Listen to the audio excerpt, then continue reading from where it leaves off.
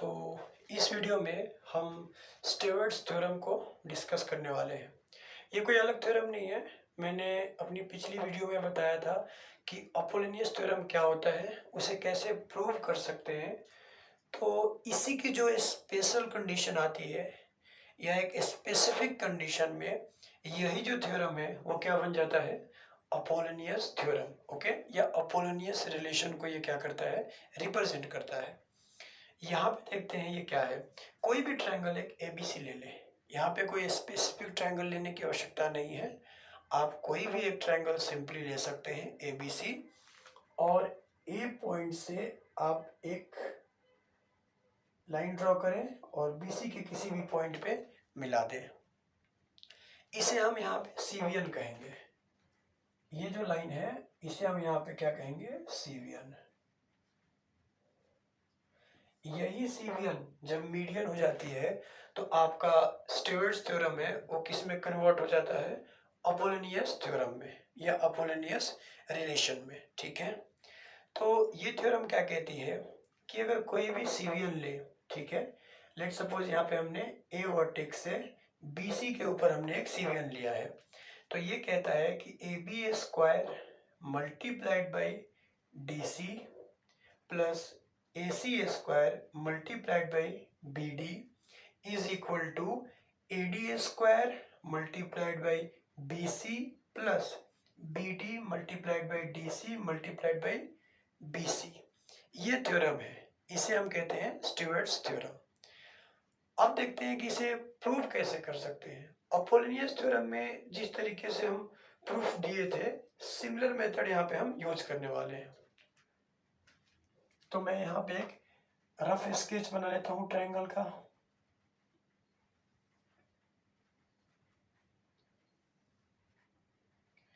ये कोई ट्रायंगल है ए बी सी और इसकी ये सीवीएन है ए डी। ठीक है, अब हमें प्रूव क्या करना है, उसे हम एलएचएस के रूप में ले लेते हैं, जो कि एलएचएस है ही। मान लीजिए इसे हमें क्या करना है, प्रूव करना है। तो मैं इसका एक साइड ले लेता हूँ और इसे मैं प्रूव करते करते, लेट्स सपोज इसको लिया और इसे लेते लेते अगर मैं यहाँ तक पहुँच गया, that means this side is equal to that side, मतलब LHS is equal to RHS।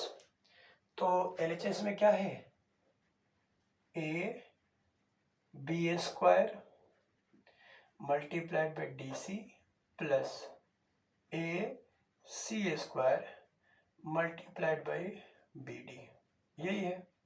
अब ध्यान से देखेंगे, हम पाइथागोरस थ्योरम लगाएंगे तो हमें उसके लिए क्या चाहिए, राइट एंगल्ड ट्रायंगल चाहिए।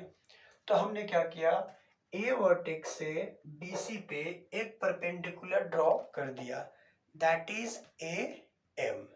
ओके, कुछ नहीं है जो अपोलोनियस थ्योरम में कर रहे थे, we are doing the same thing here as well. Okay, so in triangle, right angle triangle A M B, we are going to apply Pythagoras theorem. Okay, जिसके अकॉर्डिंग मैं क्या लिख सकता हूं, A B square is equal to A M square plus B M square. ये हमारा क्या हो गया, फर्स्ट इक्वेशन। ठीक है, अगर मैं देखूं ट्रायंगल कौन सा, ए एम सी, ये भी क्या है, राइट एंगल ट्रायंगल है ए एम सी। तो इसे में अगर मैं पाइथागोरस थ्योरम अप्लाई करता हूं तो क्या आएगा, A C square is equal to A M square plus M C square. ये सेकेंड इक्वेशन है।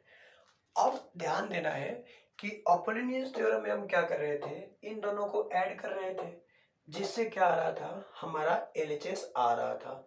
लेकिन यहाँ पे अगर हम इसे ऐड कर दें तो हमारा LHS तो बन नहीं रहा है, तो हम RHS के इक्वल कैसे प्रूव करेंगे।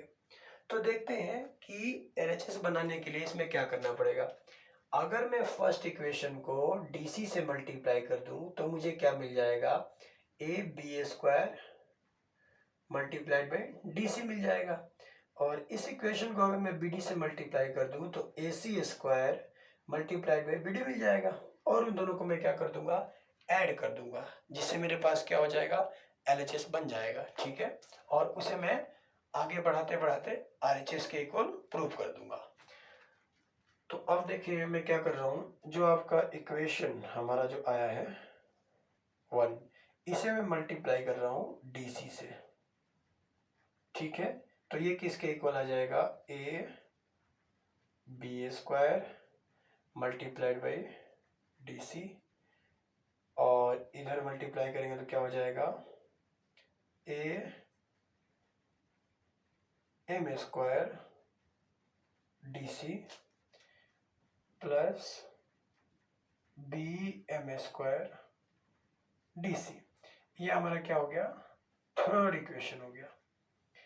अब जो इक्वेशन हमारा सेकंड है, इसको मैं मल्टीप्लाई करूंगा BD से। फाइन, तो मुझे क्या मिल जाएगा, ए सी स्क्वायर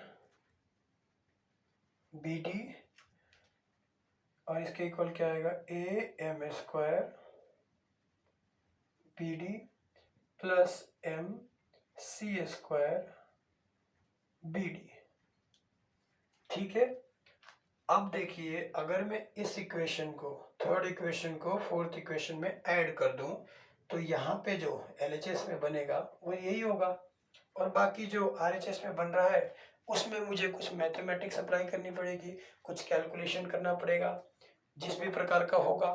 ठीक है, और उसे हम करते करते RHS तक पहुंच जाएंगे। ठीक है, अब हम क्या करेंगे, इक्वेशन जो आपका ये 3 है इसको प्लस कर देंगे इक्वेशन 4 में।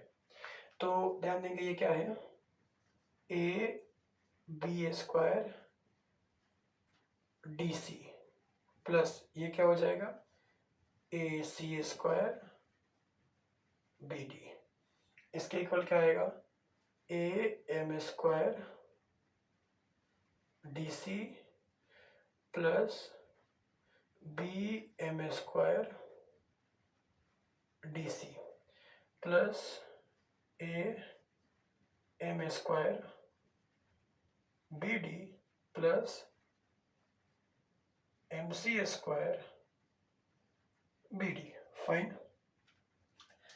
अब देखेंगे इसको मैं LHS लिख देता हूं। अब आगे यहाँ पे एम स्क्वायर DC है, यहाँ पे एम स्क्वायर BD है। इन दोनों में से अगर मैं एम स्क्वायर को कॉमन लेता हूँ तो ये क्या हो जाएगा, DC प्लस वहाँ पे क्या है, यहाँ पे DC है, यहाँ पे BD है, तो ये क्या हो जाएगा, BD। और बाकी को मैं जो भी बच गया उसे मैं ऐसे ही छोड़ देता हूँ, B M square DC plus M C square BD। Fine, अब ध्यान देंगे ए एम स्क्वायर को हमें यहाँ से क्या करना है, रिमूव करना है, हटाना है। तो जैसे हमने किया था अपोलोनियस थ्योरम में कि इस छोटे वाले ट्रायंगल को लेके हमने क्या किया था, ए एम स्क्वायर को यहाँ से हटाया था। तो इसी चीज को हम यहाँ पे भी करते हैं। तो ये क्या हो जाएगा, देखिए ट्रायंगल ए एम डी में अगर हम देखें पाइथागोरस थ्योरम के अकॉर्डिंग तो क्या हो जाएगा, A D square is equal to A M square plus M D square. यहाँ से अगर ए एम स्क्वायर की वैल्यू निकालूं मैं तो ये क्या हो जाएगा, A D square minus M D square. Fine, ये हमारा क्या हो गया। इसे अगर मैं फिफ्थ इक्वेशन कह दूं तो ये कौन सा हो गया, सिक्स्थ इक्वेशन हो गया। अब मैं क्या करूंगा, जो इक्वेशन 5 है इसकी जो वैल्यू है मैं 6 में रख दूंगा, मतलब एम स्क्वायर की वैल्यू, सॉरी 6 की जो वैल्यू है वो मैं 5 में रख दूंगा, मतलब एम स्क्वायर की जो वैल्यू है वो मैं इस इक्वेशन में रख दूंगा। तो ये क्या हो जाएगा, LHS क्योंकि इस यहाँ पे क्या है AM स्क्वायर, तो इसकी जगह अब मैं क्या रखूँगा AD² माइनस MD², और ब्रैकेट में क्या है DC प्लस BD, आगे क्या है plus BM² DC plus MC² BD। Fine, यहाँ तक तो कोई दिक्कत नहीं होनी चाहिए, आसान है। फिर आगे बढ़ते हैं, AD² से इन दोनों को मल्टीप्लाई किया मैंने, तो ये क्या हो गया AD² DC प्लस BD। फिर मैंने क्या किया माइनस MD² से भी इसको मल्टीप्लाई किया, और यहाँ पे जो है वैसे का वैसे लिख रहे हैं BM² DC plus MC² BD। ध्यान देंगे यहाँ पे क्या है DC plus BD, DC plus BD, इसके इक्वल में क्या लिख सकता हूँ BC लिख सकता हूँ, मतलब इसकी जगह क्या हो जाएगा BC, देख सकते हैं AD² BC। ध्यान देंगे यहाँ पे AD² BC आ चुका है, अब जस्ट मुझे ये टर्म लेके आनी है, ठीक है। और आगे इसको मैं मल्टीप्लाई कर दूंगा तो MD² DC प्लस माइनस, तो ये क्या हो जाएगा minus MD² BD plus BM² DC plus MC² BD। ये ऐसे का ऐसे ही आएगा AD² BC। अच्छा, अब इसमें DC है, इसमें DC है, इसको मैं एक साथ ले सकता हूं ताकि वहां से मैं DC को कॉमन ले लूं, तो ये क्या हो जाएगा plus BM² DC minus MD² DC। यहाँ पर BD है, यहाँ पर BD है, तो इन दोनों टर्म को मैं एक साथ ले सकता हूँ सो दैट मैं BD को कॉमन ले सकूं, तो ये क्या हो जाएगा MC² BD minus MD² BD। ये क्या होगा AD² BC प्लस यहाँ से मैंने क्या किया DC को कॉमन लिया, तो ये क्या हो गया BM² माइनस MD²। यहाँ से मैंने क्या किया BD को कॉमन लिया, तो ये क्या हो जाएगा MC² माइनस MD²। आगे देखेंगे AD² BC प्लस DC। अच्छा, ये क्या हो गया A² माइनस B² हो गया, तो इसे हम क्या लिख देंगे A minus B and A plus B, तो ये क्या हो जाएगा BM माइनस MD और एक क्या होगा BM प्लस MD। अच्छा, यहाँ पे भी सिमिलर सिचुएशन है A² माइनस B², तो इसे हम क्या लिख देंगे MC minus MD and MC plus MD। अब देखेंगे AD² BC plus DC, BM plus MD, तो इसकी जगह मैं क्या लिख सकता हूँ BD, तो इसकी जगह क्या हो गया इसकी जगह क्या हो गया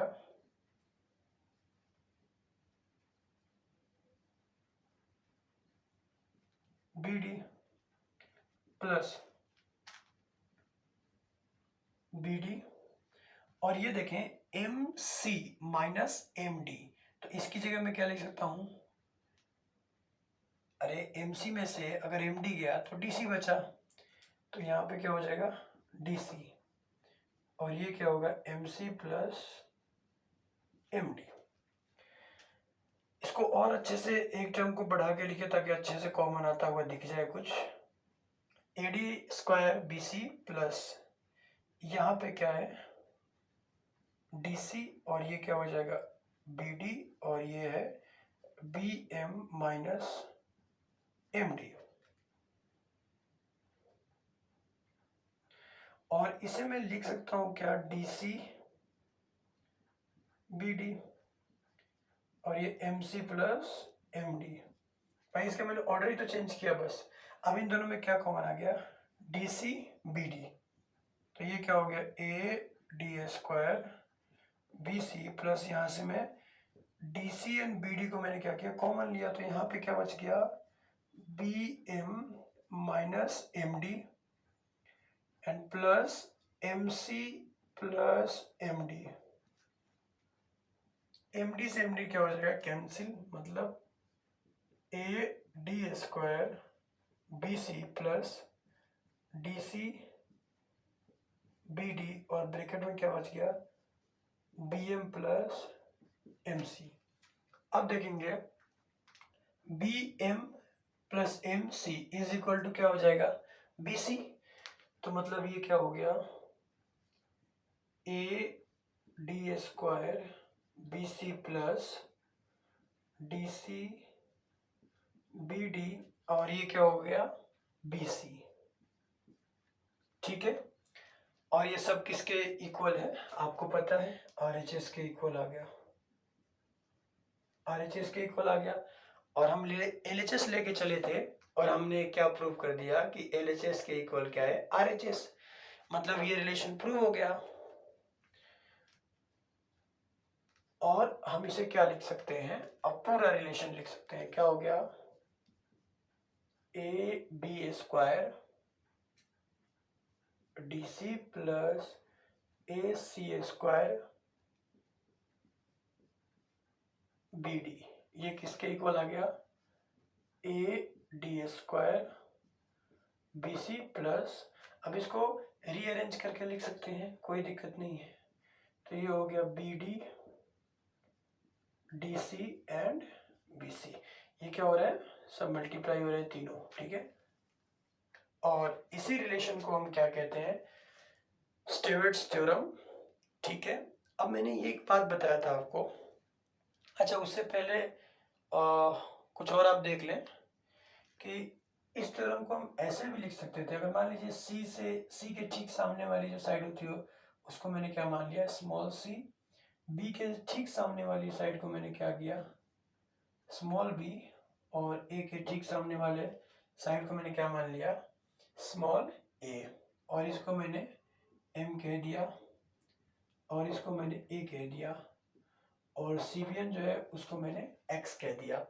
तो इसी स्टीवर्ट्स थ्योरम को आप कैसे लिख सकते हैं, तो ये हो जाएगा C square multiplied by N plus B square multiplied by M is equal to X square और BC क्या है A plus M N A।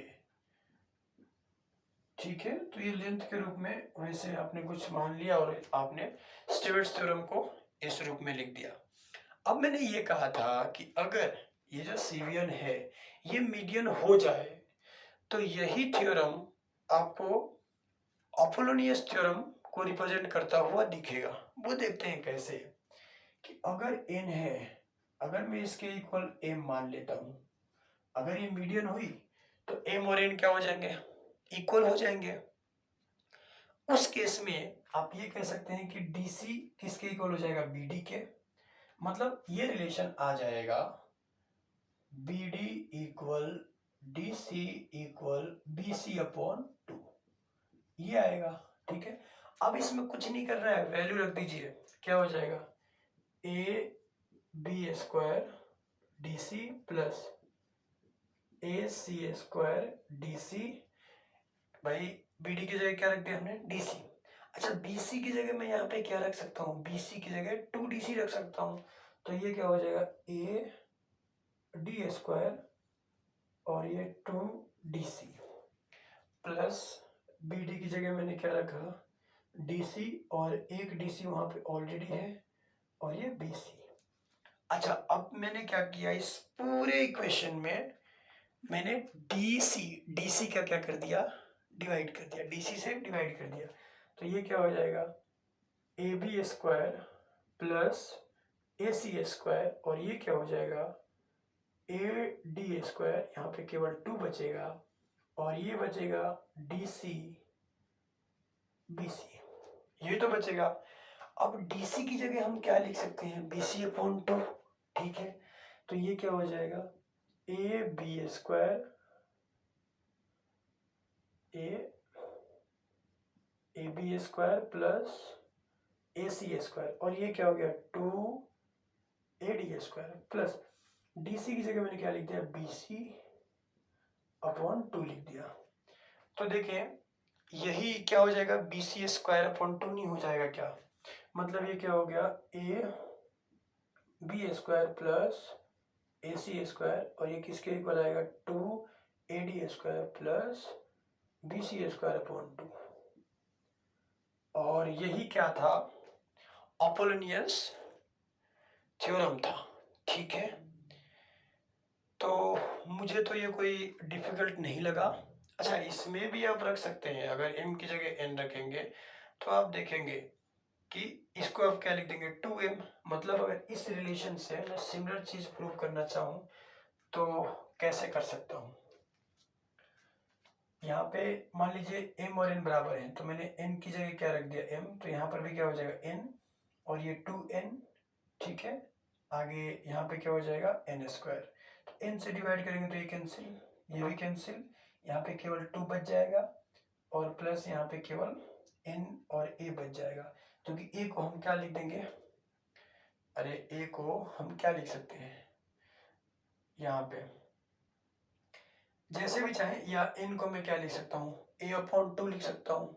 तो ये क्या हो जाएगा, C square plus B square is equal to 2x square plus, यहाँ पे क्या हो जाएगा, अगर मैं इसको लिखता हूँ तो ये हो जाएगा ए स्क्वायर अपॉन 2, जो कि क्या है, अपोलोनियस थ्योरम है, ठीक है। तो आई होप कि ये समझ में आया होगा, और आज मेरी आवाज़ इतनी है कि आपको शायद कोई दिक्कत ना हो। So thanks for watching, will meet in next video, of course with something interesting, okay.